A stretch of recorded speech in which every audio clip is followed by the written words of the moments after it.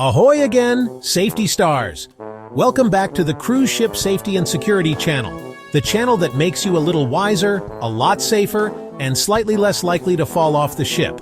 Today, we're looking at a task that sounds simple, until gravity kicks in.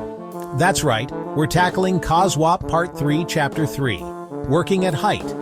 Whether you're up a mast, on a ladder, or halfway through painting the funnel, this one's for you. Working at height isn't just climbing to the crow's nest like you're in Pirates of the Caribbean.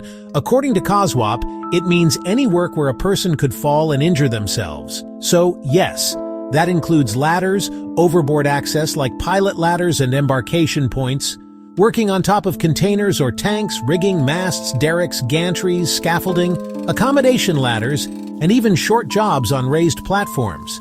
If there's a chance you could fall and say, uh-oh, on the way down, it's working at height. COSWP says you don't just go up, you plan up. Before working at height, carry out a risk assessment, identify safer alternatives like can the job be done from below, implement control measures such as guardrails, safety nets, fall arrest systems, and supervision. Ensure everyone is trained and briefed. And yes, that includes the person holding the ladder, who is doing far more than just watching. Let's talk about your safety kit, because falling is quick, but rescue is not. Common equipment includes fall arrest harnesses and lanyards, shock absorbers, anchorage points, scaffolding or staging, bosun's chairs or work platforms, rope access kits, and the old classic, the ladder used correctly, of course. Harnesses should be the correct size, be in good condition, and be anchored to a strong point. And no, that rusty pipe doesn't count. Ladders are the most common and most misused working at height tools. COSWP says, always inspect before use. The angle should be 75 degrees. The ladder must be secured at the top or bottom.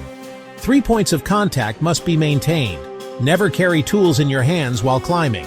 And absolutely no standing on the top step unless you want to feature in a safety briefing video, as the bad example. Working at height isn't a solo act. COSWP requires clear communication, proper supervision, and someone monitoring from below, not just to shout careful, but to act fast in an emergency.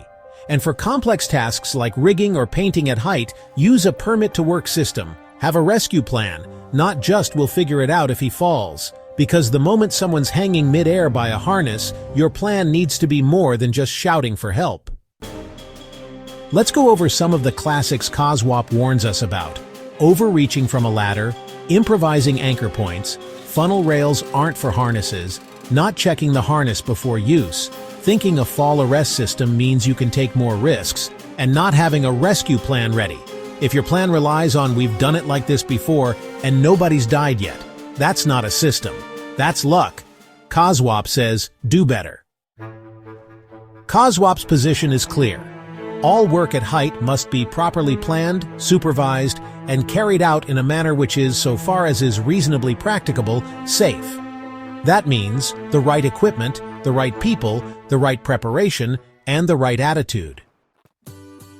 So, to recap COSWP Part 3, Chapter 3, working at height includes a lot more than you think. Plan it, assess it, supervise it, use the correct gear, and know how it works. Ladders are useful and dangerous when used wrong.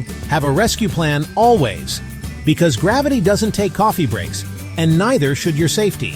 If you found this helpful, give it a like, drop a comment below, and hit that big red subscribe button for more no-nonsense maritime safety content. Next time, we're diving into Chapter 4, Confined Spaces, aka How Not to Die in a Tank. Until then, stay safe, stay clipped on, and don't look down.